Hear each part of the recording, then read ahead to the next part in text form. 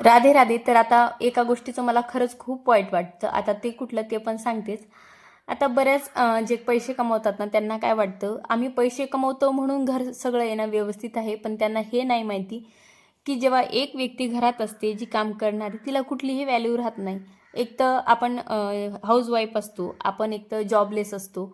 म्हणून आपल्याला खास करून असं कुठेच काही कोणी बोलत नाही, की नाही बाई तू खूप काम करते, असं तर कोणीच काही बोलत नाही. पण त्याच्या उलट असं जर कोणी म्हटलं ना, की घरी राहून काम तरी काय असतं, तेव्हा मला खरंच खूप वाईट वाटतं. माझ्याच बाबतीत नाही सांगत मी, अशा ज्या पण महिला असतील ना, त्यांना असं कोणी बोलल्यावर मला तर खरंच खूप वाईट वाटतं. पण त्यांना हे नाही माहिती, जे पैसे कमवायला बाहेर जातात ना, ते कुणामुळे, जेव्हा घरात एक स्त्री असते ना, जी राब राबते, सकाळचा टिफिन, मुलांचं आवरणं. आता माझ्या मुली सकाळी सकाळी स्कूलला गेल्या तर त्यांच्या वेण्या वगैरे घातल्या असतील, मी स्वयंपाक केला सगळ्यांना.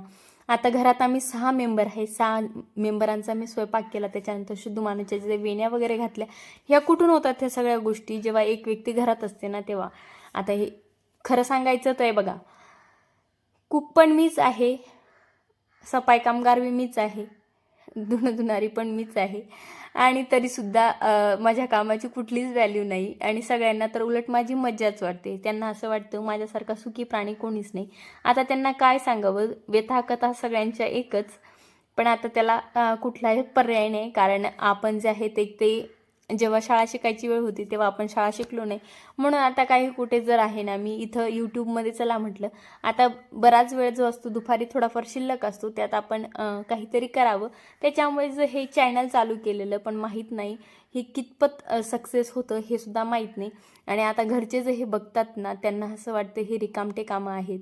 पण माहीत नाही हे कुठपर्यंत मला घेऊन जाईल. आणि खरं सांगायचं तर जर याच्यात पण यश भेटलंच नाही ना, बरेच जण हसायला सुद्धा तयार राहतील. पण आता काय करावं, आत्ता कामात उतरलेलं आहे तर कामसुद्धा करायलाच हवं. पण मी याचा कधी विचार करत नाही, की कोण मला हसतंय, कोण नाही. मला फक्त जे मला आवडतं ना ते करते मी. बाकी कोणाचा खरंच मी विचार करत नाही. आधी करायची, पण त्यांच्यासाठी मी तेव्हाही तशीच होती, आत्ताही तशीच आहे. म्हणून मी कधीच कोणाचा विचार करत नाही. आता ही टिपक्यांची रांगोळी ना काढतात बरेच जण, पण मला टिपक्यांची रांगोळीचं माझं आणि तिचं काही बनत नाही. म्हणून मी अशा पद्धतीने काढली. चला म्हटलं ते पण तुमच्यावर शेअर करावं. आणि रांगोळी काढल्याशिवाय तर मला अजिबात होत नाही. आता सकाळी जी होती ना ती बाहेर रांगोळी काढली होती, पण मग इथं काढल्याशिवाय मला होत नाही. उंबरट्याच्या जवळ थोडी का असेना काढते. आणि जेवायला आज बरेचसे काही मेन्यू मी बनवलेले होते, तर सगळं आवरलं गेलं. म्हटलं चला पोटोबा करूया. इथंच एंड करते. राधे राधे.